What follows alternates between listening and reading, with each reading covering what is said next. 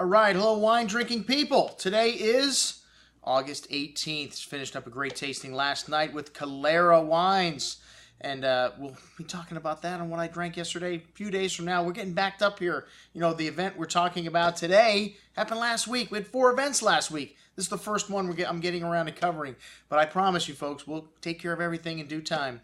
And this has become an annual event here at the Wine Watch, our Priorat tasting. And I find these Carignan and Grenache-based wines very forward and appealing. A lot of California Cabernet drinkers like them.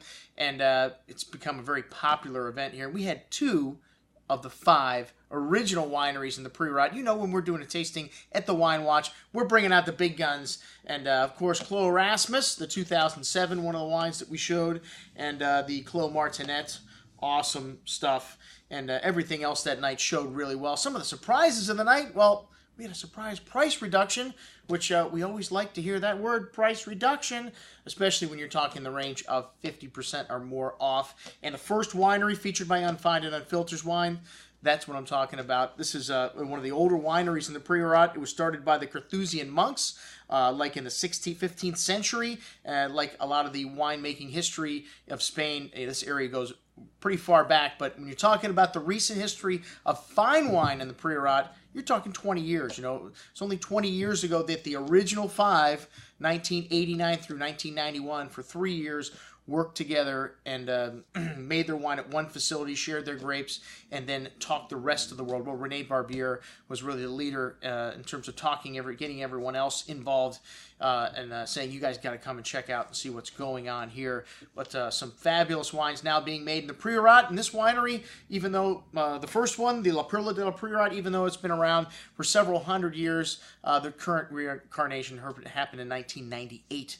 So really recent here. And they planted 70 acres of vineyards, and these wines are just starting to come online now. The first vintage of the Top Wine Cup, Priorat, this was purchase fruit because they didn't have old enough fruit to make a top level wine. But the 2002 vintage, surprising enough, one of the wines of the night. I always say I don't like Priorat wines when they get old, but people love this wine. And surprise, we have it at close to half of the normal price, $66. It's regularly over $100. But hey, let's talk about the real value in this lineup, the Clos Feats. This wine's a blend of Grenache, Carignan, and Cabernet Sauvignon. A nice amount of fresh earth there. 2004 vintage. This is a great vintage in the Priorat. Just now really starting to come onto its own. And knows of that floral nuance you get from the Priorat. Some herbs and that slate liquorel minerality that you get from the volcanic nature of the soil there. A good amount of ripe cherry liqueur-like fruit on the nose and the palate there. A full array of that spice and floral nuance showing up on the finish. Fine tannins. And even though, you know, this wine was drinking nice today, hey, a lot of people said they thought they could be cellared for a longer period of time. You know how I feel about cellaring Priorat wines, so I like them kind of on the young side. The La Perla, for me, you know, I liked it just as much as I liked the Priorat, rather, the top wine from La Perla. Yeah, I like just as much as the Clos Feats, but, you know, for $27.50 versus $66, you know where my money's going. We bought the rest of the Clos Feats that's available on sale for $27.50. All right, well, Christopher Cannon selections up next. The Clos Figueres, Font de la Figueres. This is Christopher Cannon's winery. He's an importer of French and Spanish wines. And Rene Barbier, talked him into buying this vineyard. It's a blend of 60% Grenache, 10% Carignan, 30% Mourvedre or Syrah, Mourvedre, a little Cabernet also thrown in there. Classic entry level for the Priorat, 2008s. Showing really nice for a young vintage. Good amount of blackberry fruit, nice amount of that dried flower, and the slate-like character also that defines the Priorat. Very good stuff. And then the Clos Figueres, a top wine.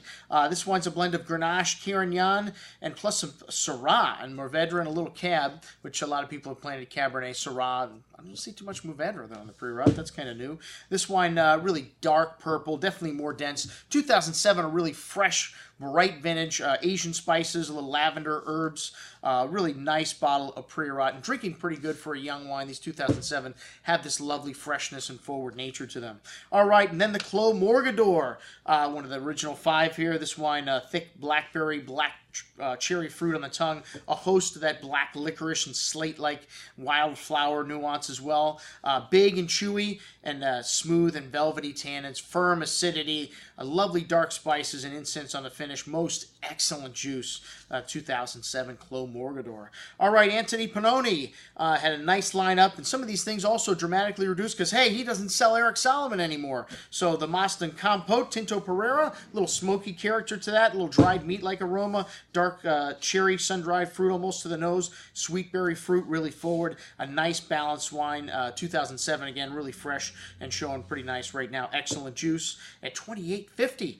Really good little value. The Cellar de Pont La Griveau, good amount of that black spice and tar there. That slate minerally note showing up. Blackberry fruit, a little pretty floral nuance. Smooth and silky tongue texture there. A really nice little bottle of Priorat. Again, $44. Excellent juice, maybe just a shade up from that Moston Compote. And then one of the stars of the night, the 95% Old Vine Carignan, the Vigne del Vuit.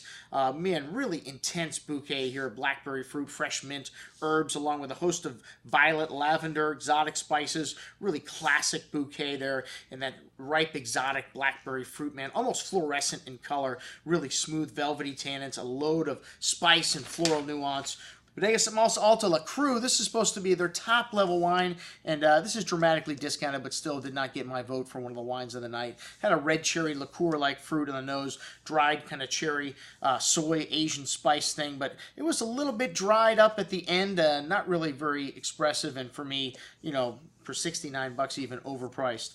Clos Erasmus 2007. Are you kidding me? Hey, wine got 98 points from Parker again, 99 points last year, 100 points twice. I don't need to tell you how great Clos Erasmus is. It was my wine of the night, and a lot of great stuff taken down at our Priorat tasting. I'm your host, Andrew Lampasoni, signing off for the Wine Watch, saying remember, always drink the good stuff first.